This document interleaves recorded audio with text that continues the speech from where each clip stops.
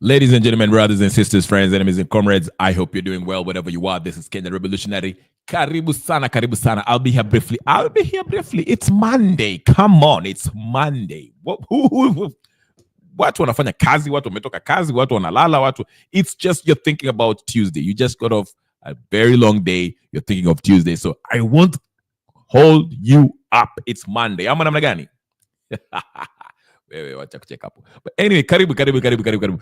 Ladies and gentlemen, brothers and sisters, friends and comrades, it's been a wonderful weekend. Of course, if you're a soccer fan, as Chelsea fans, we like this because every team dropped, all the big teams drop points, but we gained some points. So that's a good thing. Karibu sana Kauru for being the first one in here. Karibu. By the way, before I get started, today it's all and all. We are talking about everything and everything happening in Kenyan politics. So please, whatever topic that's really catches your eye, we can discuss that. You can get in, you cannot. I mean, it's whatever. It's open session, okay? Karibuni sana. By the way, just in case you're wondering what this channel is all about, this is about Kenyan politics, okay? So if you like Kenyan politics, please go ahead and subscribe to this channel if you haven't subscribed yet. And if you have subscribed, go ahead and like this channel. And please make sure your notification is on so that every time I come in, you know when I'm on. So you can join me and we can have this discussion. Share it in your political group, WhatsApp groups, and every other social platforms. Tell them about this place. Yeah, see, I saw you. I see you. Hello, boss. With Ruto Must Go, right? Of course, it is Ruto Must Go as usual. Anyway, let's get started. What's happening in Kenya? What is happening in Kenya? There's so much happening. I missed the weekend and everything is happening. Ruto all of a sudden, well, not Ruto. Let me just say this. The EACC all of a sudden are saying they want to go for the big wigs. EACC, for those of you who don't know, is the body that, is the ethics and something corrupt anti-corruption committee or whatever the case is. Karibu KR at KR. Karibu KK. EACC, okay? All of a sudden they're saying, hey, listen, we have cases against some bigwigs. We want to go for the bigwigs. We are tired of arresting chicken chiefs. Let's go for the bigwigs. We saw the judge in the Mike Sonko case. One of the judges, rescinded the whole judgment, the previous judgment. And now they're saying, Bado Nani akona kesi. Not only that, the EACC is going for Gladys Sholay. Woo! Gladys Sholay, who is a huge Ruto ally. They come from the same place. But, apparently she kind of misappropriated some funds when she was working for the JCC or something like that. Toto, behave yourself. Yeah, they're going for her. Surprise. That was shocking. But again, I'm not holding my breath because to see Gladys Sholay in handcuffs, that's another story. I doubt it will happen. I doubt. But anyway, let's just start with everything. What else is happening? People are still talking about Raila Odinga with this AU thing, the performance and all that. By the way, I read somewhere that Raila Odinga and Ruto, they had 527 people to barrage, attack, to, twist Raila's performance after his AU debate, because they knew during the debate there was so much anti-Raila messages that were there. So after the debate, 527 people were hired bloggers were hired to tweet and go on the social media to try to, dress this thing up as if Raila had a wonderful, exceptional debate.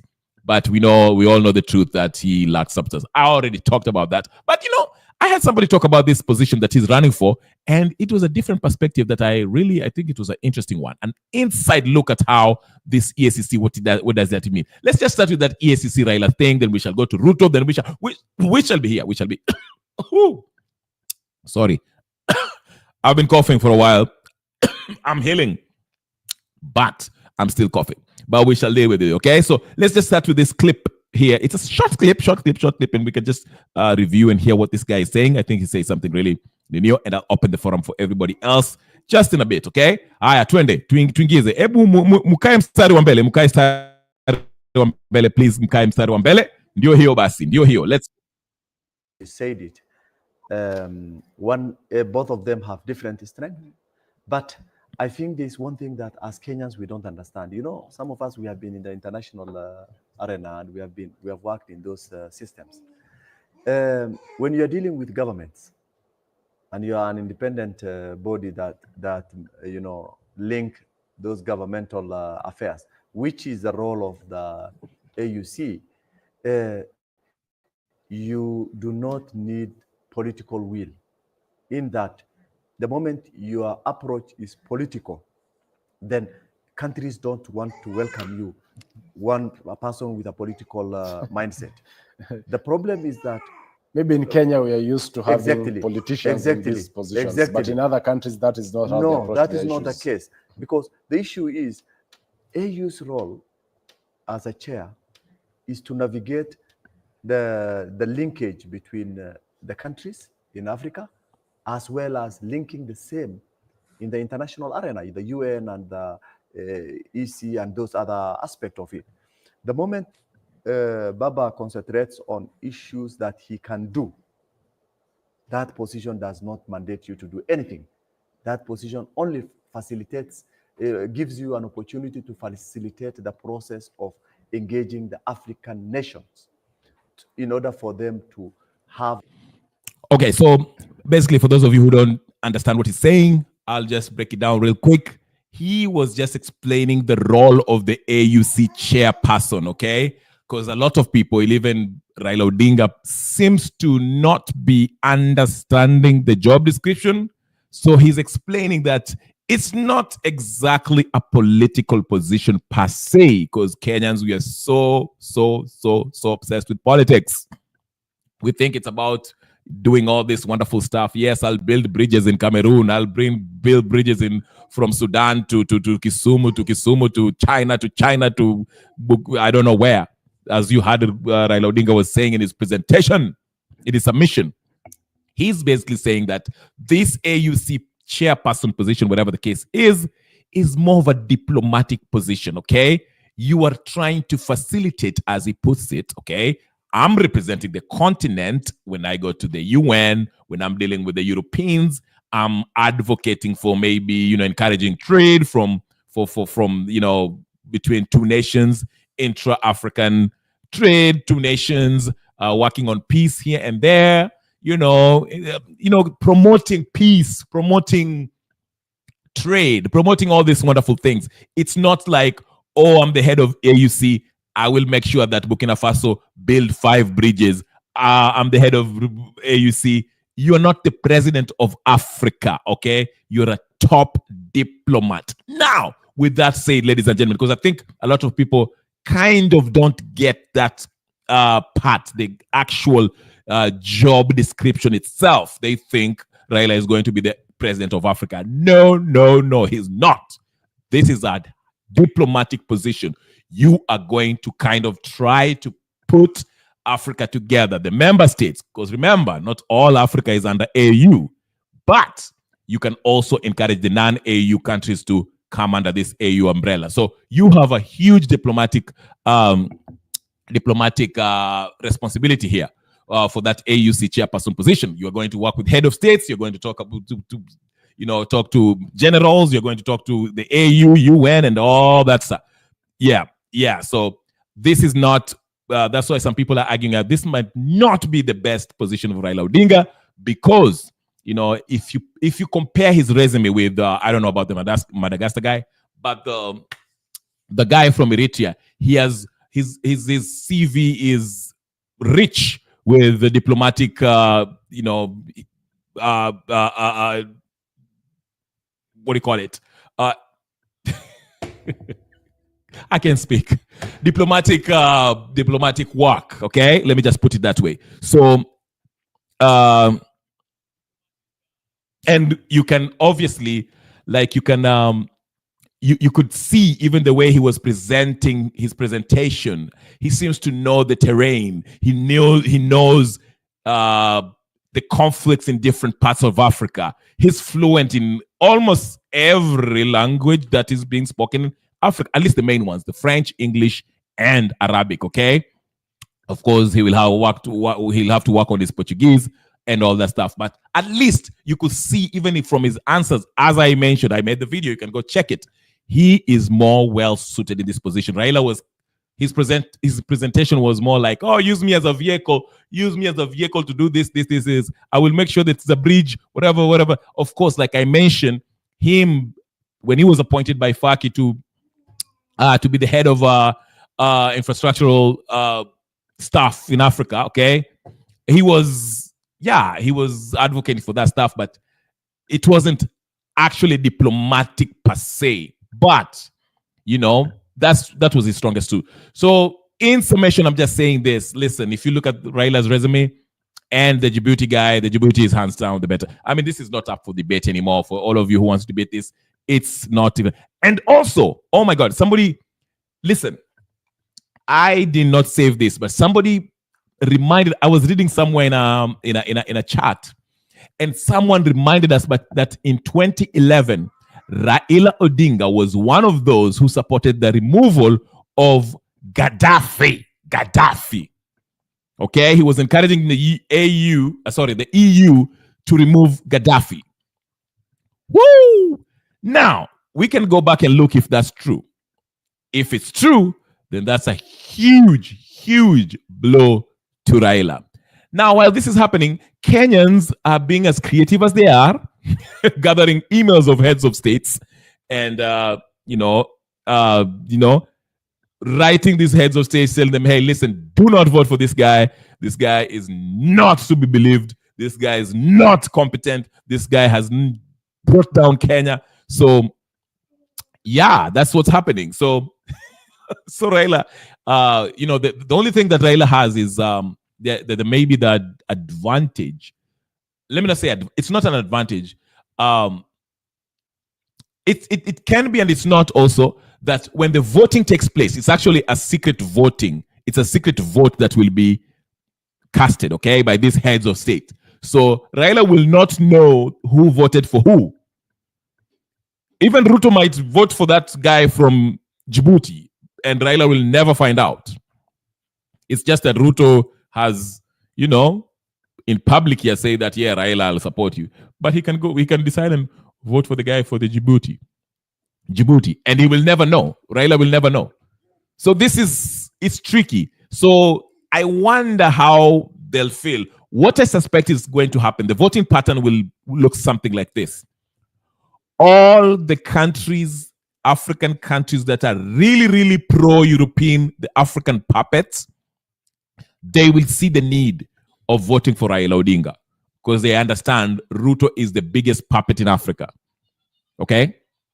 So Raila is just, is stemming from that administration. Okay? Now, for any president, any head of state who is more pan-Africanist, who's looking at Ibrahim Traore as the future of Africa, or anybody, those guys will probably vote for the Djibouti guy. If you're just looking at based on competence, because really, what was really substantive about what Raila's presentation on whatever? Nothing. But anyway, that's not the main meal today. I don't even know what the main meal. We are going to talk about different stuff. So bear with me. Like I say, please take a moment and like, share, comment, and do all the good stuff. Okay, and subscribe also too. All right, let's move to other stuff. EACC, like I told you, EACC have decided, hey, we are tired of arresting chicken thieves. We are going for the big dogs. I don't believe them, but let's listen in. Let's see if that's really what's going to happen. I doubt it. Like I say, I'm not holding my breath on that, but it's a good thing to hear, at least to hear it. But we don't know about if it's going to happen. Let's take a quick look at that. Let's go.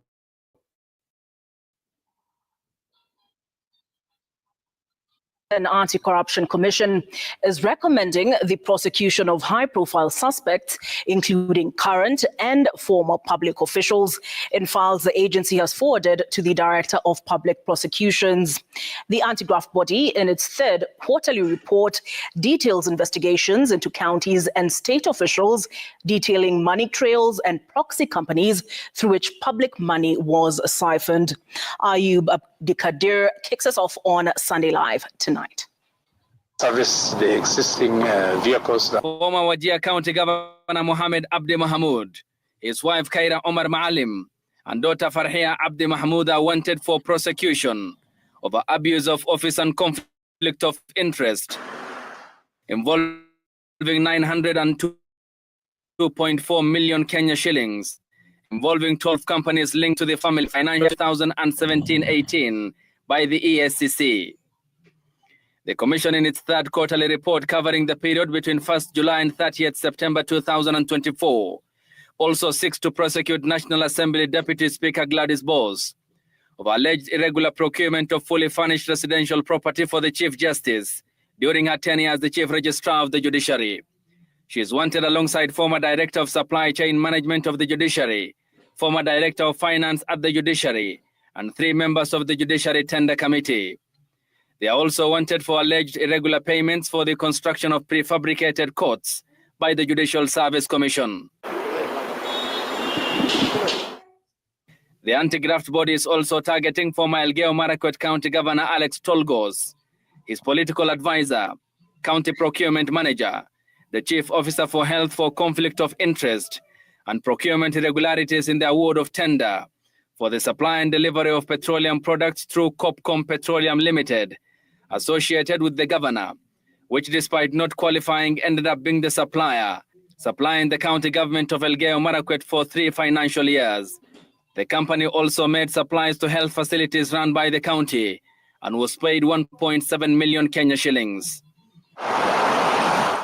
The Ethics and Anti-Corruption Commission also wants Joel Mutambu Kilonzi, the regional accountant for the Kenya Rural Roads Authority, and who has previously served in Turkana County for conflict of interest, amounting to Kenya shillings 108.5 million. His wife Felicitas Ndunga is also implicated by the commission. Anthony Akolo Mukembo, a senior accountant with the agency at the Nairobi headquarters, and his wife Caroline Nanjala Walubengo are also wanted for conflict of interest by ESCC. On the Ethics and Anti-Corruption Commission's radar is also Esther Wanjiru Shege, an accountant with the Kenya Rural Roads Authority in Kajiado County, and her husband Robert Kimodo Masharia for conflict of interest involving 18 million Kenya shillings. The 3 officials wanted for a total of 273.2 million Kenya shillings by ESCC, which is investigating further 9 officials from the Kenya Rural Roads Authority. The Ethics and Anti-Corruption Commission says the monetary value of the files forwarded to the Office of the Director of Public Prosecutions is 2,048,392,409. Ayub Abdikadir, Citizen TV. Mambo ni hayo, maneno ni kama hayo. ESCC imeamua ati sasa ndio wakati wa kushika ya kuendea. I think this is a sorry attempt by Ruto trying to show the public that, hey, listen, because okay, ESCC ideally is supposed to be an independent institution. Okay, the president cannot interfere, but we all know that Ruto has a great influence. Right. Good point right here. Is there any official in Kenya who is not corrupted? Please start from the president down to I don't know who. Kila mutu.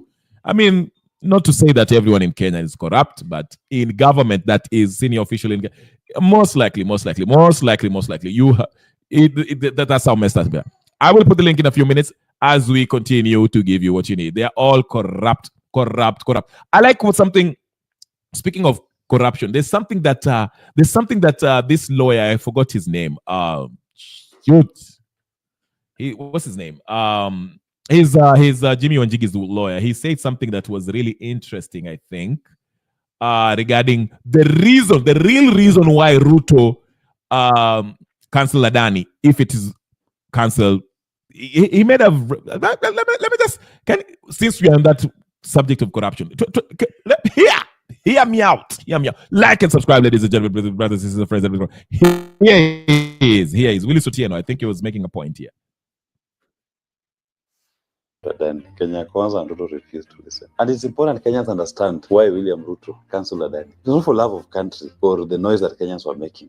And Kenyans understand this. Okay, make us The understand. indictment in the US is about this. That Adani was bribing foreign officials, not US, foreign countries, to secure contracts. Okay? Once has bribed to secure contracts to improve its stocks so that US investors, venture capitalists, can buy or invest into the Adani projects. You understand? It was about you bribed someone somewhere, then you show your portfolio is this huge to encourage a US citizen to invest in your business. So obviously, once an indictment of that nature has been done, of course there'll be a list of all the countries where Adani has contracts, and Kenya will be one of them. And the US Department of Justice will be asking, were there Kenyan officials who are bribed to secure these contracts? And the US will be looking direct, the courts and the DOG will be looking direct at the Kenyan issue. And they will find somewhere there are Kenyan officials who've been treated by Adani. In fact, some are even saying that possibly the jet that Ruto used to America was from the Adani group. How will you explain a jet taking a president to America? If that jet belonged to Adani, he went with this to America, the same Adani will have signed contracts with Kenya. What will be the answer?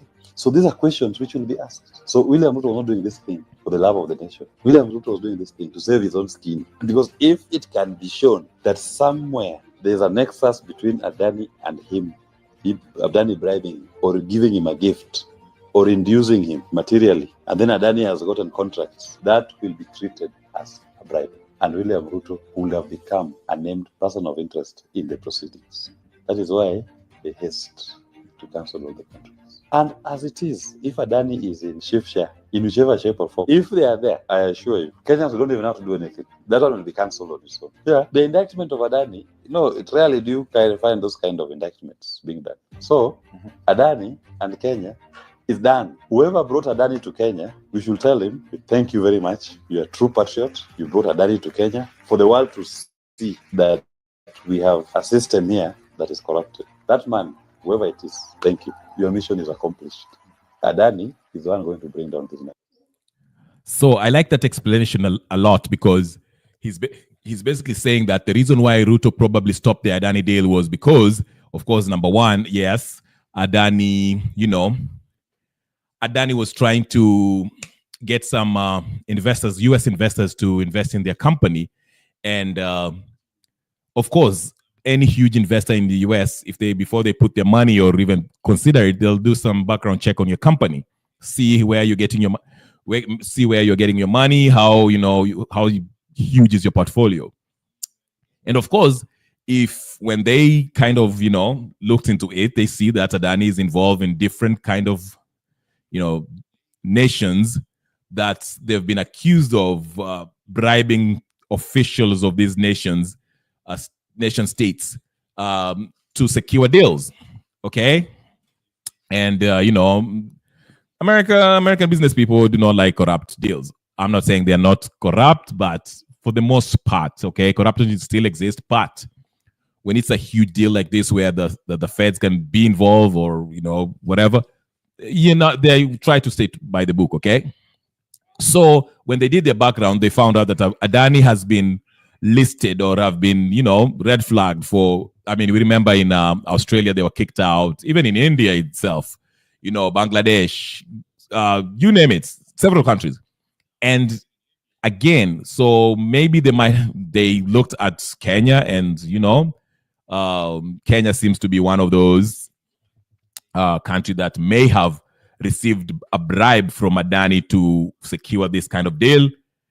And, if they continue digging in, they might find out that, Ruto was probably one of those who were paid. Raila was one of them. Murkomen, whoever, So that's the fear. Maybe Ruto kind of, maybe, I don't know, maybe he received a phone call from the State Department and say, hey, listen, you're a person of interest.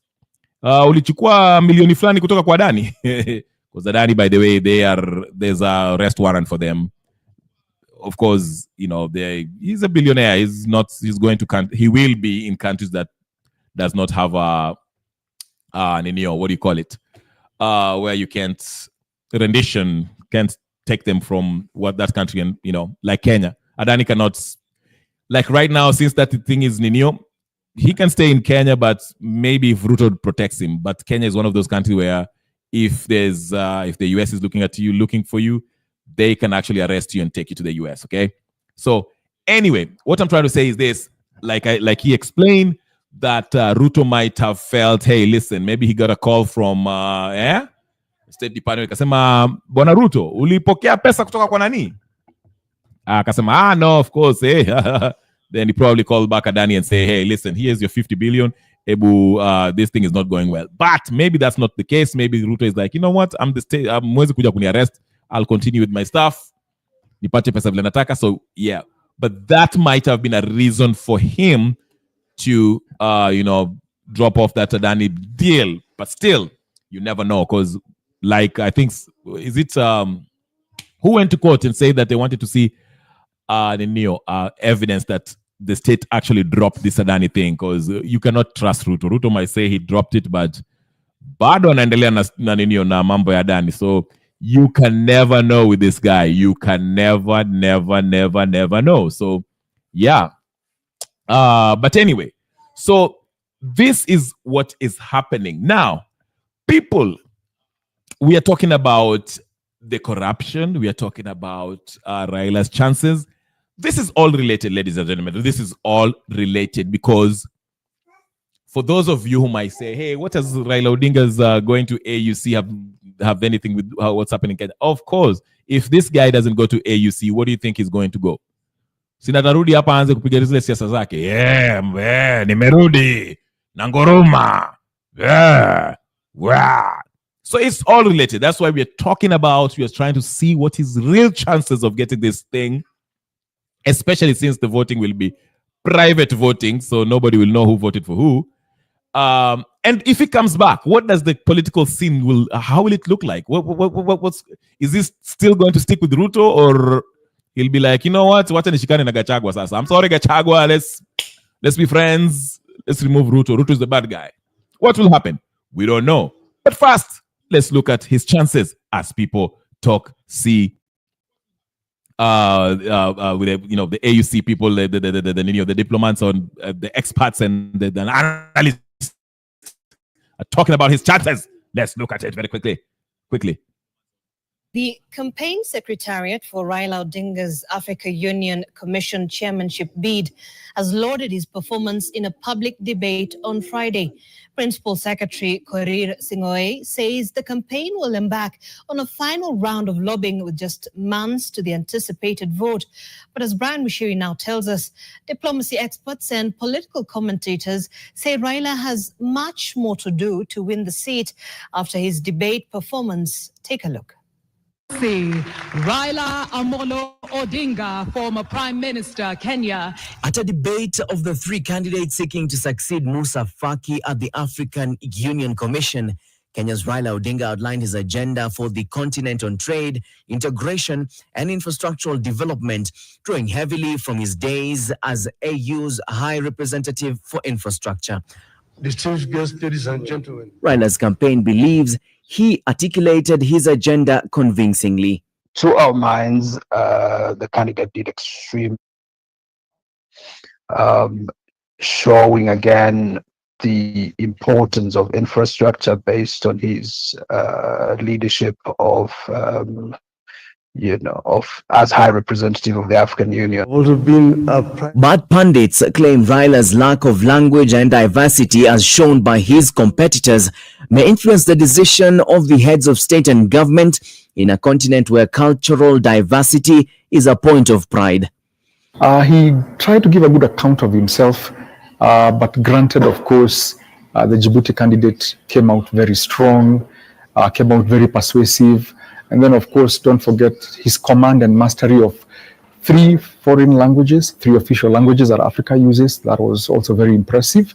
Odinga's bid has been boosted by the withdrawal and subsequent support of Somali candidate Fawzia Yusuf Adam, the country's former foreign minister.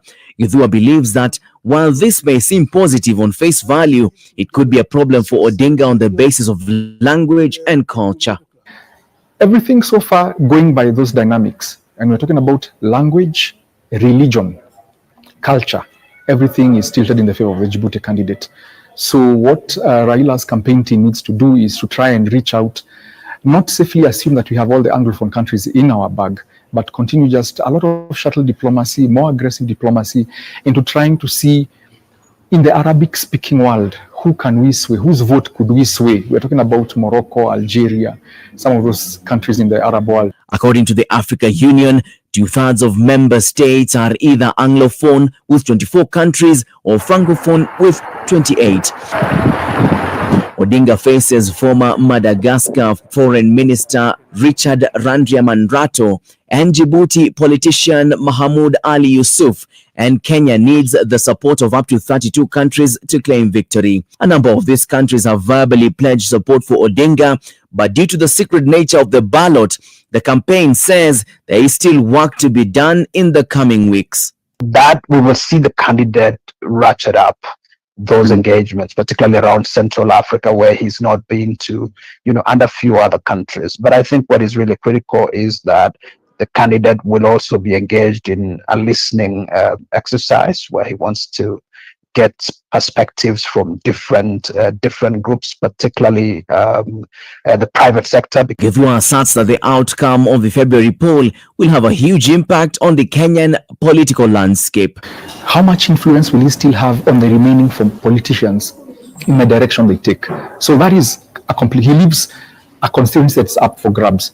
If he loses the AUC seat and he comes back, will he retire from politics, or will his constituency not allow him to retire from politics?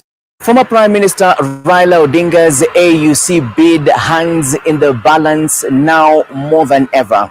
And with the government of Kenya remaining bullish and liking his prospects, it is a no-brainer that Djibouti offers Kenya a real run for its money. The battle now has been taken to the Arabic-speaking countries. Brian Mushiri, NTV, Nairobi.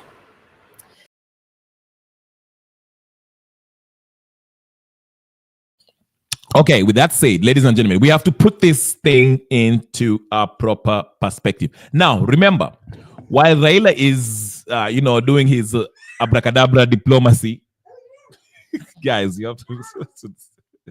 While he's doing that, yes, thank you, Nani, for Chief Negus just reminded me the news I saw today about is it Komarok?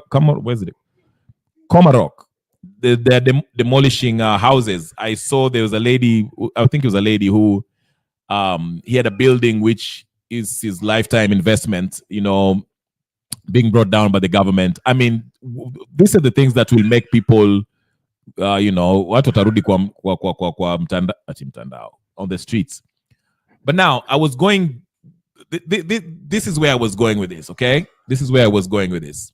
With all that saying and done, okay? Raila is trying to go to EU.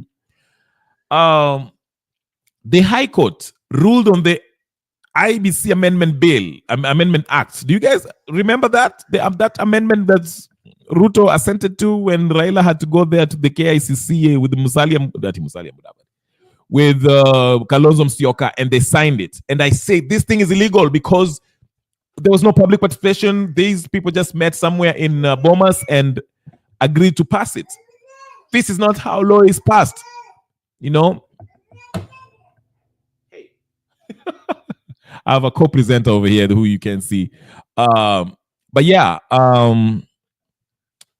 right. There are people, Sakaja, yes. Yeah, you guys are talking about the house. Absolutely. We are going into that, and I'll get a clip from that news clip about the Komarok demolitions that are happening, which is really not sitting well with people, the residents in Nairobi. Okay, Komarok to be exact. Okay, so again, there are a couple of things that are happening with this High Court ruling on the IBC Amendment Act. That will be another blow to the whole reconstitution of the IBC. Remember, there will be a one year window that is left, basically, because we have till August. I think August. Is it August 2027 or 26? Because you can't recall these MPs or senators 12 months before the next elections, general elections. Okay, so the delay game still plays on, but I was just surprised by the High Court ruling that the IBC Ninio is. We are getting. Listen to this. This is something that I think the news came out. I had it on Friday. I don't know if it came before that, but that news clip actually shocked me because I was like, "What's going on? Hii mambo nini inaendelea hapa jamani? What's going on?" They don't want to reconsider the IBC. Not that they have faith in IBC, but they don't want to even risk the possibility of these MPs being recalled, these puppets, because they know if they lose the members of parliament, Ruto also will be exposed.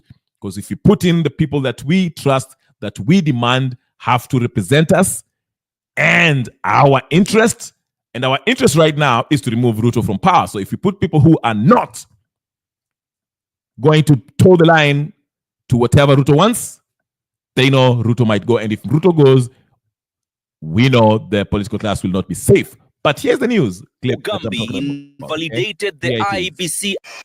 The High Court's decision declaring the Independent Electoral and Boundaries Commission Amendment Act of 2023 unconstitutional clears the air on the IBC constitution debate and exposes parliamentary overreach as the Senate passed the law without proper consultations. Busia Senator Okiya Omtata argues that the decision paves the way for a quick ABC reconstitution, as there is no conflict between the old and the new act.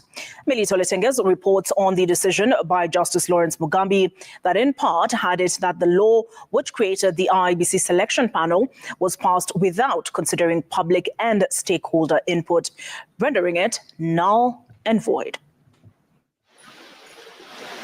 Justice Lawrence Mugambi invalidated the IBC Act 2023, citing failure to consider public views, a key argument presented by Senator Okiya Omtata in his petition.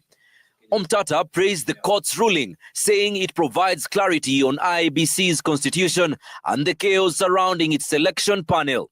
Confusion around the IBC because we're having two laws. There's the law that was passed in 2024 and this particular one. So you have two laws governing the same issue. We have got people who have been nominated under the old law as to be part of the panel. And the panel are waiting to sit. And I think they're even running allowances. So that confusion has also been cleaned out by this particular verdict of the court. So we have taken out the confusing law. We have also taken out the mischief that can be played in Parliament. In July, President William Ruto signed the IBC Amendment Bill 2024, which revised the 2023 Act based on recommendations from the NADCO report. However, the Act failed to include public input, raising concerns about its practicality. Justice Mugambi highlighted in his judgment that the 2023 bill had been withdrawn on the Senate floor without the consent of members, undermining due process. Once a report has been tabled, it becomes the property of the Senate. And the only way to deal with it is either to approve it or reject it through a vote of the whole House. There's no provision for somebody to withdraw. Secondly, the withdrawal was being made without consultation of the other party members. Omtata alleges that the IBC constitution debate has been intentionally derailed. If an individual can fight tooth and nail to be part of the panel, what's the motivation? The motivation is money. Are we together? So if the motivation of these people who are going to the panel is money, then how sure are you that money will not determine who they elect as the commissioners? With this ruling, the operations of the IBC's initial selection panel remain in limbo. Melita Oletenges, Citizen TV. Yeah. It's not only money, but it's the motivation is also to make sure that they put people that they trust will do whatever they want them to do. So it's not just money, but it's about also putting somebody who you will make sure, they'll make sure do their bidding when it comes to elections. Because remember, some of these like governors, if you look at how they were elected, I mean, there was so much stuff. There was so much corruption, violence, rigging, shrouded. I mean, it was it. You can't trust these people. You can't trust these people. Now, as we continue to give you what you need, there's something that I wanted to talk about. I don't know if I will have time to whatever, but let me just open up, put the Ninio and have people just watoe ile kwa kifua, because there was something I wanted to talk about the Gen Zs and about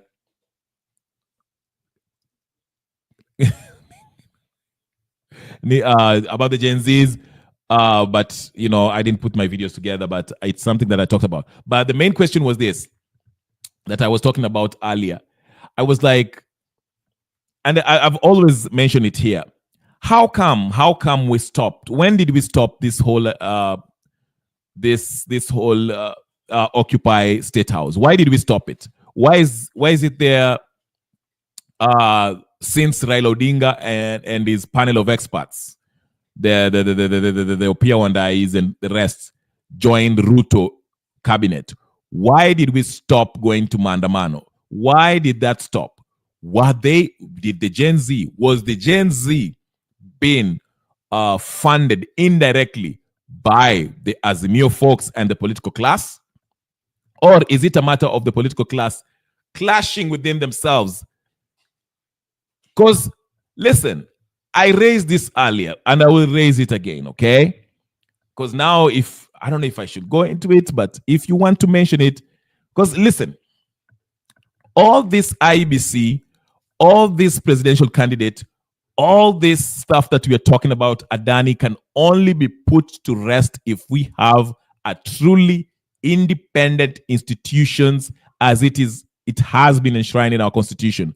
But we can't have that because the head of the state, the person presiding over the administrative part of government, has bought everybody and everyone. Okay, I will go. Thank you, KK. I will go over it very briefly. Okay, so to me, I was questioning.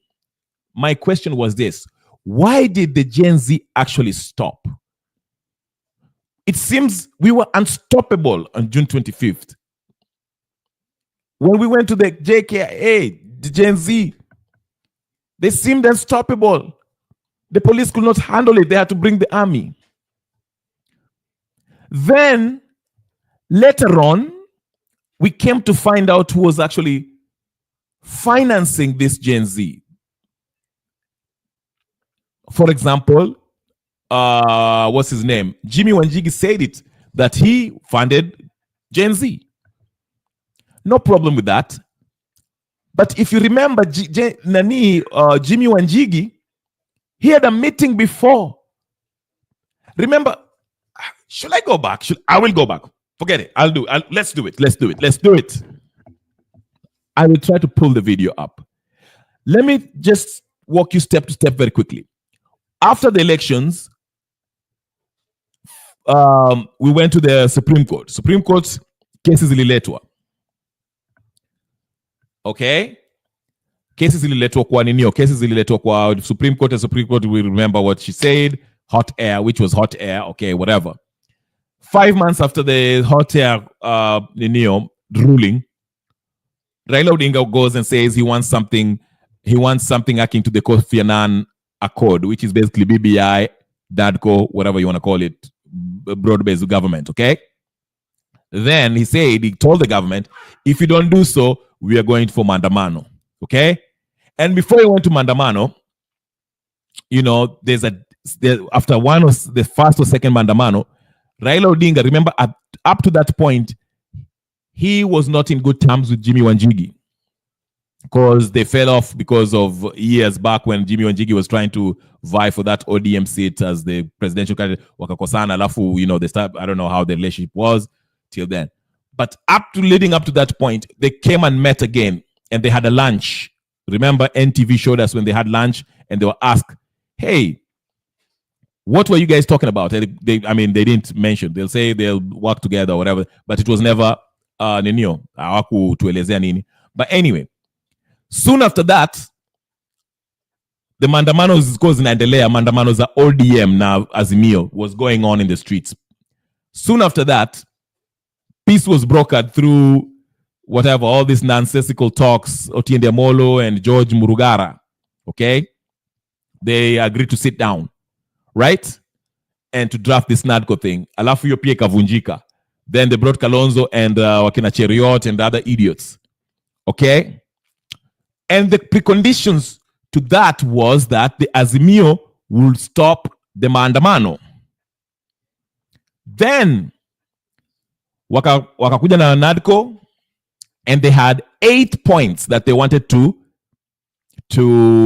implement. One of them was the IBC amendment bill, which they succeeded and made it law. And I said it was illegal, and I'm glad that judge also said it was illegal, right? Now, there was 8 more after that one. And another one was supposed to create these positions of prime ministerial position, the official opposition,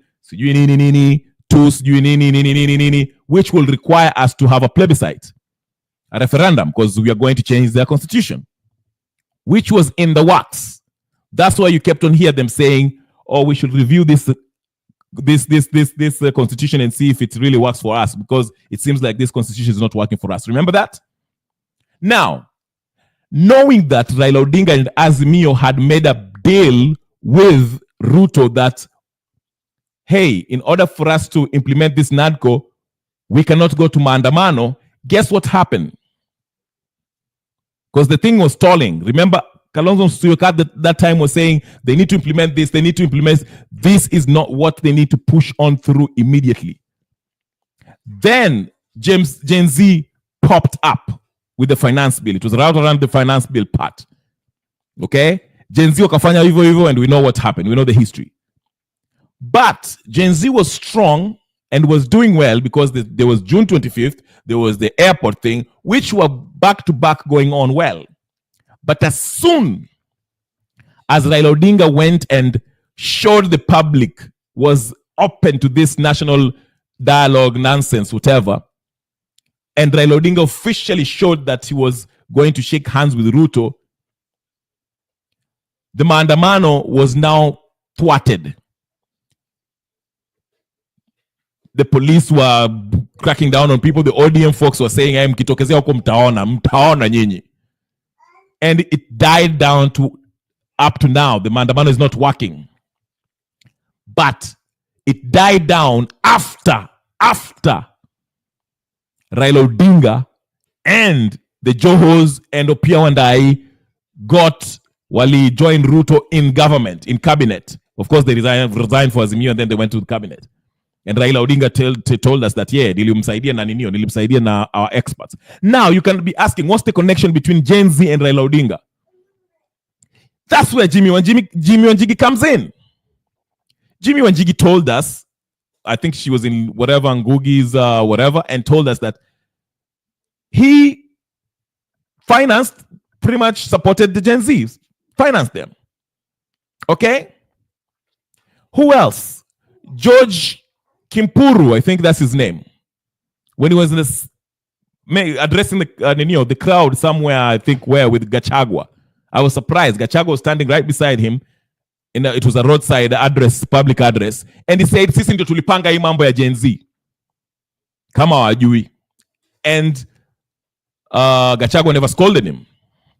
So what I'm trying to say is this.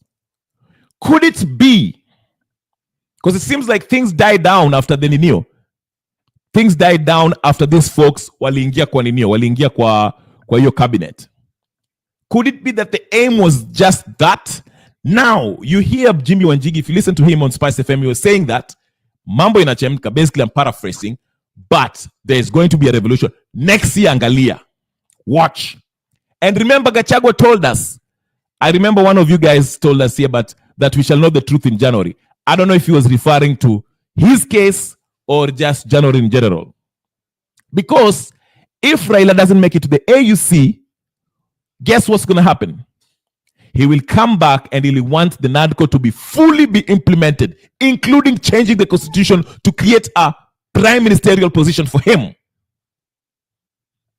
That he will demand. I can guarantee you. this man cannot stay calm. He needs people to clap for him and call him Baba and praise him and have red carpets and cars and all this nonsense. The trappings of power. You get the drill. So the IEBC, the NADCO proposal is being implemented in parts, in bits. And by all indication, I don't think Raila Odinga is going to make it to the AUC. And if he doesn't, his fallback, his plan B is what? Let's fully implement that. Now, you might ask yourself, oh, no, Jimmy Wanjigi has no hands in this. Jimmy Wanjigi is clear, whatever. Fine. Jimmy Wanjigi, as I said, he has been saying good things. But remember, he's the beneficiary of this system. That's how he made his money. Making a deal with the government. Do you truly think that a total overhaul of the system will benefit him?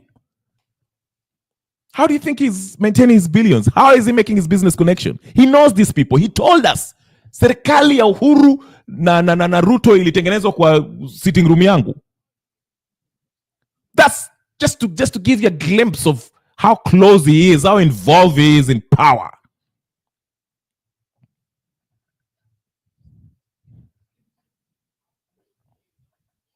That's what I'm trying to tell you.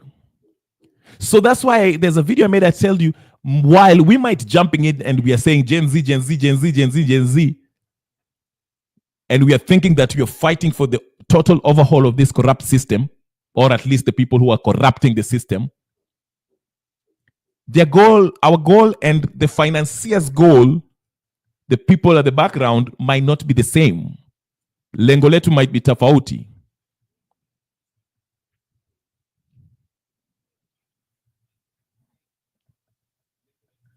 Yeah, and the West must have a hand in it too.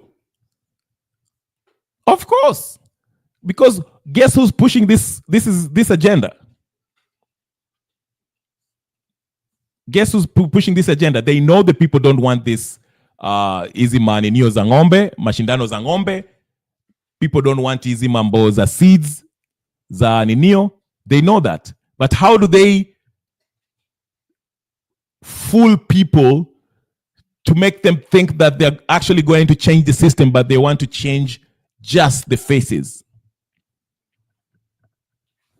They know people are tired of Ruto, so they might bring a fresh face who will still be working on the same agenda, but at least it will buy them time to fool the majority of us that, hey, finally we have a new face who will bring some change. Remember when Ruto came to power? Remember when Ruto came to power?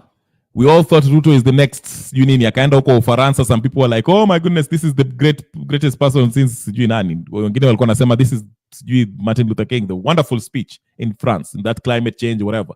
Billie Eilish was performing in Paris. And I told people, do not be fooled by this. Just listen to what he's saying. Because even before going to Paris, he met with the president of World Bank. And instead of saying, we don't need your money anymore, you should stop giving us money, he said, just let's restructure these loans, give us better terms. The Burkina Faso say, no, we don't need your money. We have enough wealth. We can pay off our debts. We just need control of our own resources. Ruto is telling them, no, we just need better loans. Then he goes and restructures the anachukua loan engine with higher interest rate for the next, 30 years. And I told people, listen, don't be listening to the speeches. Jamaa is for... Go watch my old videos. I don't even know which you think. Go watch my old videos.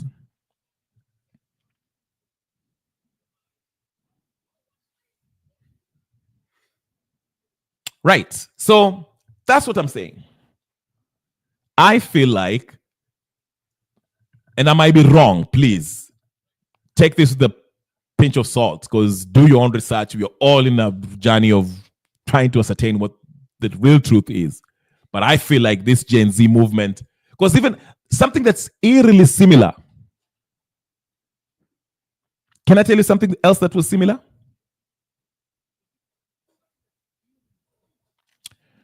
When Azimio were having their maandamano, they were having their maandamano twice in a week. It was either Mondays and Wednesdays or Tuesdays or Thursdays.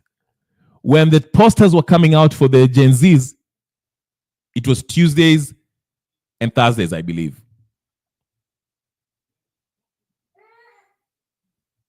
Remember that?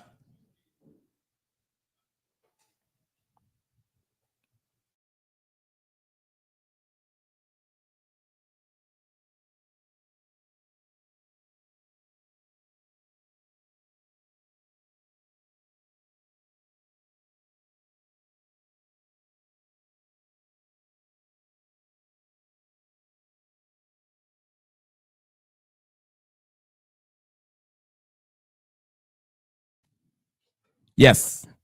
Sorry, I got the Amazon in you. Let me read this by Chief Nugis. There's a good reason why only the Sahel countries have had successful government upheavals and in sub-Saharan Africa, because the overturn was done by military insiders, Traore, and not the ordinary citizen. Yeah. Same thing with Gaddafi, I think, before he took over. And that's how he actually got to Nino. Chief Negus, KK says, sadly, he is holding the whole system by the balls. Only revolution will work. Absolutely. See, the military coup d'etat are tricky, though, because Museveni was a military coup d'etat. But I'm just saying, military coup d'etat, if you have somebody who has the country at heart, then it can be beneficial. But if you have a military coup d'etat, then we end up with somebody like Museveni, we are still doomed. So it's really hard. And, if the military takes the power, they might suspend the constitution for a while, for a minute. That's why the military coup d'etat can go both ways, okay? But if it's a popular revolution, it is the constitution that shall govern us from day one. Military wataingia hapo kwa sababu wao waliingia kina kifua, watasema hivi na hivi na hivi na hivi na itaendelea. Because it's a military coup d'etat. So it's tricky, but I see what you're saying. Chief Negri say, absolutely. Ruto has been receiving advice from the West on how to survive the protest. Smells like Cambridge Analytica and other think tank tactics. Yeah, Cambridge Analytica is a very, very, very what do you call it? Tricky organization, whatever the case is, because I think they were named in also 2020 debacle in the US elections. So it wasn't only in Kenya, but yeah. Gypsy saying, I told you that Raila is not going anywhere. The BBI NADCO is working slowly because we are asleep at the wheel. The guy is a con man inside out. We were waiting for calm waters. I think so too. I'm starting to believe it. I think maybe Raila Odinga knows that he's not going anywhere. He's just doing it for, yeah. This guy, Raila Odinga. Anyway, there's a tweet here that I wanted to show you guys. I'm so glad somebody with a lot of followings also highlighted this Alfred Mutua bull crap. Anyway, here it is. At least it gets more exposure than it has already done. Hey, come here. Anyway, here it is. I hope you guys can see. Nasir tweeted something about what Alfred Mutua has been doing, sending our young folks, the human capital, into other. Hey, come here. Let's read it real quick. Okay, it says, when you take pride in exporting university graduates as cheap labor and slave wages to Middle Eastern countries because you have nothing for them at home, then you know you are doomed. Look at the anxiety on the faces of these young men. This is too cruel. How can Mutua celebrate this? Absolutely. Look at this young man. It kind of it's touching when you see it, ladies and gentlemen, brothers and sisters, friends and comrades. Look at this. Look at this young man. they do not know what is ahead of them. They don't know. And these are graduates who can, the government should create a conducive environment, jobs for them. Talking of PPP, why can't you partner with private sector and hire these young folks who are highly educated and talented instead of shipping them to the Middle East? Look at their faces. And look at Mutua. He's counting them like slaves. Look at how anxious they look. Poor folks who can be my little brother, my cousin. Look. This was very touching to me when I saw this. And Abner Nasir captured it well in his tweet. And I'm glad somebody with a huge following highlighted this. When you take pride in exporting university graduates as cheap labor and slave wages in Middle East countries because you have nothing for them at home, then you know you are doomed. Look at the anxiety on the faces of these young men. This is too cruel. How can Mutua celebrate? How can he live with himself? Look at him. And he thinks he's doing. These people are demonic. Anima demoni. Alfred Mutua is a demonic person. Absolutely, I agree. Should be jailed for life. How can you? How could you? This is sad. Alafu atakuja kutuambia mambo ya sijui nini. Kwani me, I'm telling you naambia, I don't know. I don't know how some people think. I don't know. There's a video that I saw, and I have to play you guys this video. This video was hold on, wait, where is it? I have to play this video. It was my favorite video of the day.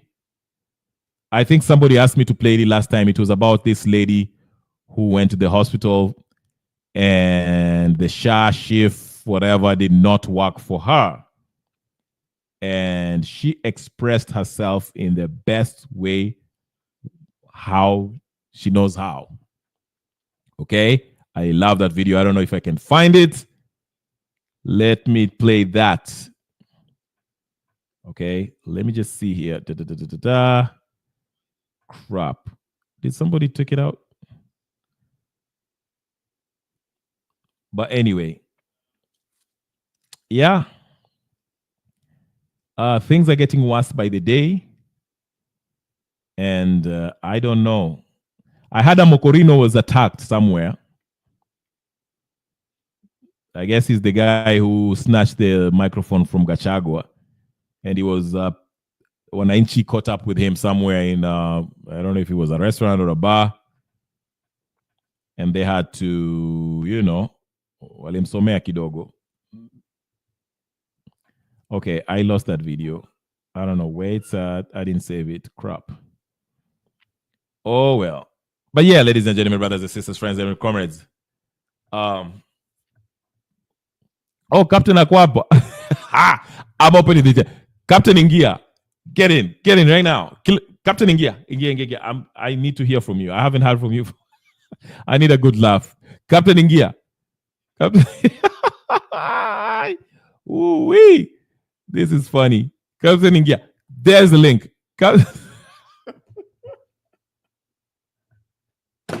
This should be good, ladies and gentlemen. Stay tuned. This is a blockbuster. Link iko hapo, Captain.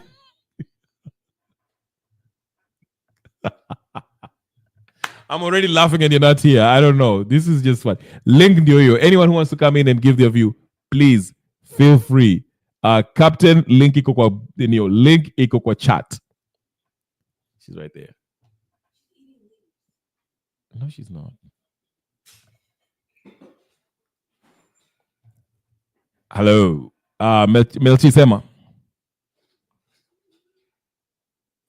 Poa sana. Niambie unaweza kuanza pale unataka kuanza. Tumeongea mambo mingi. Ulikuwa unangoja Captain?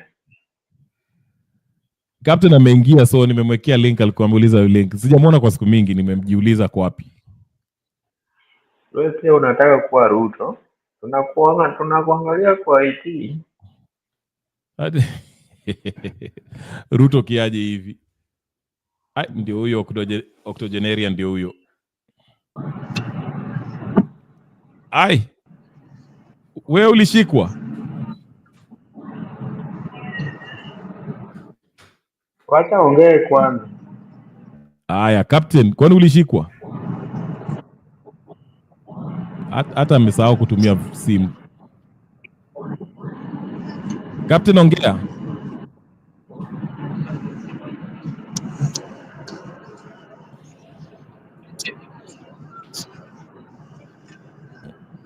Huyu jamaa amesahau kuongea. Captain, ongea.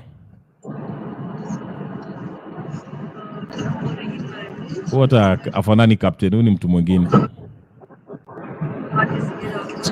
Sio captain, sio captain. Ni captain ni captain mgani huyo? Huyu si captain, huyu ni mtu mwingine. Huyu sio captain. Ai. Hapana. Huyu si captain, huyu mtu mwingine. Hata ameshindwa kuongea.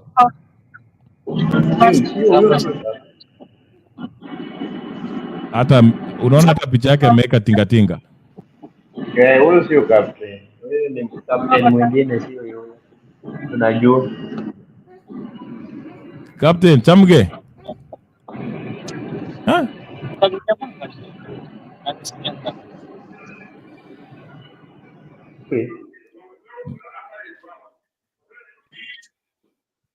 Endelea. Okay.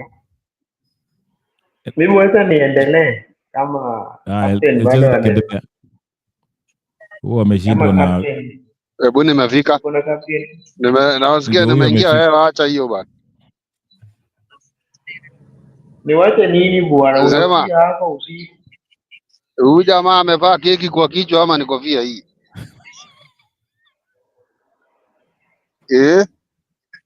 Captain, kwani siku hizi unaendesha tinga? Bwana. Si bora unga inaingia? Hii dunia ni mbaya.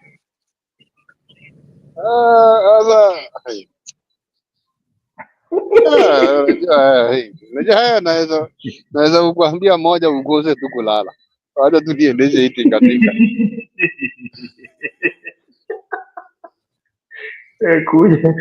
Kuja hapa na TV, wacha kutuletea hapa.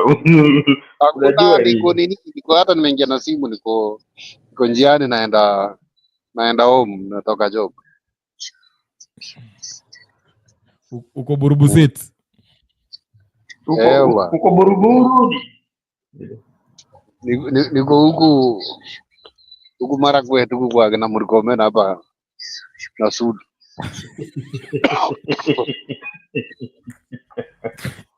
Sasa mko mnapigia Murkomen makelele kwa nini? Na yet. Yes, at 5. Yeah. So unataka ambiwe adanganywe kuwa anafanya kazi mzuri na hakuna kitu anafanya? Ai, zinu nimeona watu walikuwa nafikiri Murkomen huko ni kwao. So watafurahia. Watampigia tu makofi. Kwanza kwao hata ndio mbaya zaidi, hawamtaki.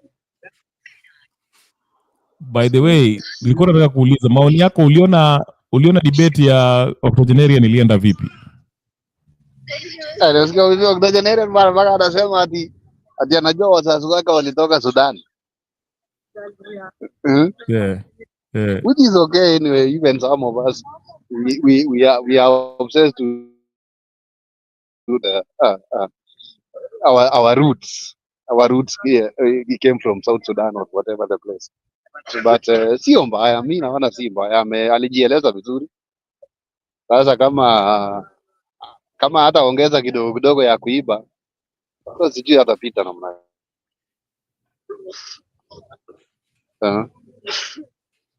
So and you know one thing, ile niliona na Kenyans, yani wamtakii baba kabisa hiyo kiti. Wamtakii. Yeah. So let's wait and see. It's good because the Kenyans, they are not the ones voting alone. We only have one vote in Kenya. The rest. We will appreciate. Sawa. Anyway, Captain, utakuwa hapa kesho. Hii wiki yote sitakuwa kwa the right time. Hii wiki yote natoka hii masaa. Maybe from next week. Ndakuwa Thursday ndakuwa free. Kiende job. I think Thursday I'll be around. Sawa. Anyway, what is that good thing you have for us that you want me to be there tomorrow? Nilijaribu kupigia simu na simu yako haifanyi kazi. Wewe unacheza na Wakenya. Unafikiri Wakenya wanalala? Walingoa 120. Nilikaa hivi, nikaweka tu M-Pesa ikaingia vizuri kuconvert. Asubuhi kuamka napata ni zero, hata hakuna cents nilipata. Zero kabisa, zero, hata nilishindwa tu watu tu. Nimejaribu kuongea na Safaricom, lakini Safaricom wananiambia waliona tu pesa ikiingia, lakini kutoka hawajui ilitoka aje. Naona. Pole. So kama hiyo utaambia ni. So niko natumia hii namba nyingine ya huku which nitakutumia, taangalia kama bado niko na namba, nitakutumia direct message. Sawa. And then we will talk. And or even I can put let me put there on the chat. Wacha nitumikie mtoto hapa. Ndio utanitoa direct. Haya, wewe nitakupigia. Ladies and gentlemen, mpaka nifunge show, tarudi kesho tuonane ama namna gani? Umeona ndio nimetuma. Okay, wacha nichukue leo umetunyima, lakini ni sawa, enda tu. Mpaka nianze mapema. Leo ametunyima, anachongea tu peke yake, alafu anasema ati anafunga duka. Haya. Funga mpaka nifunge. Funga mpaka uweke kifuli, kwani ni kesho. Atubembeleza.